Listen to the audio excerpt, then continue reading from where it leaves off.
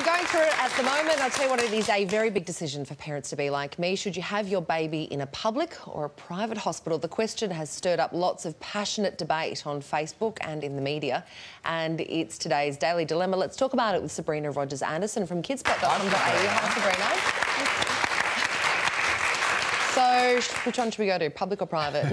Make it easy. Just tell us. It's a really tough decision for a lot of parents, and I think, you know, there have been actually quite a few surveys that have been done around the country in the past few years about this, and the results have been really contradictory. So there was one study done in Victoria that found that private patients were happier with their actual delivery experience, but then another study done in Queensland found that public patients were happier with their postpartum experience because they had more actual after-hospital care. So really, I guess it comes down to deciding what is important to you in your birth experience. So I think the first factor that's so important is cost. I mean, it costs on average $8,500 to have a baby in the private system. These days, that's up actually 34% in the past 6 years. So it's pretty expensive. So that's going to rule out a lot of people right there. That's the first one, I think.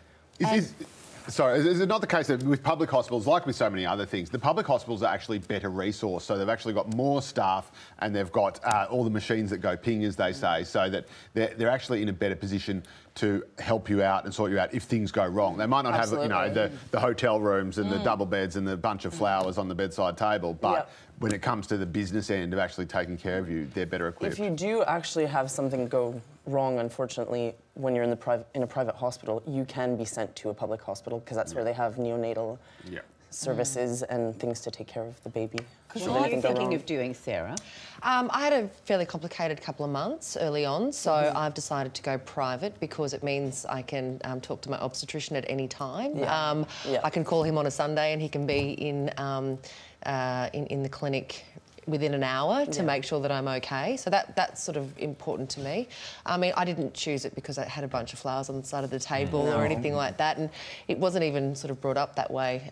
It's sort of next to a public hospital, so that for us was the best way to go about it. I'm obviously not very experienced with childbirth at all, right? But I would like to know, because when I was reading this article, is there a sense of judgment? Do you think people will judge your decision? Because I feel like from the moment someone... because my brother and sister-in-law just... heard it, you know, like that's all about fancy, you know, the bells and whistles. But I think, I mean, it's a hell of a lot of money, and you don't just make that because, you know, you want a fancy experience.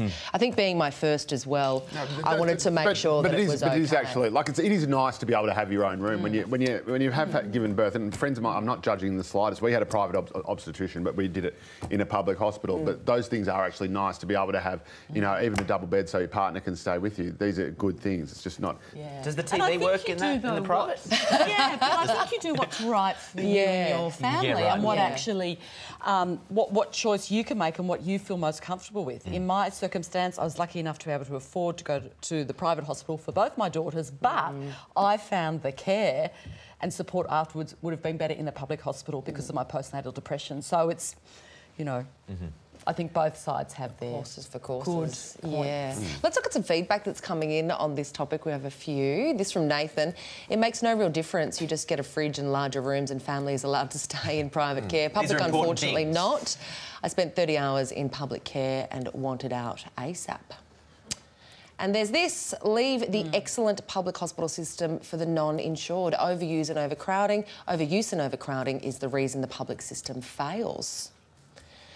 And then there's this, when it's actually coming, I don't think you care. Good point.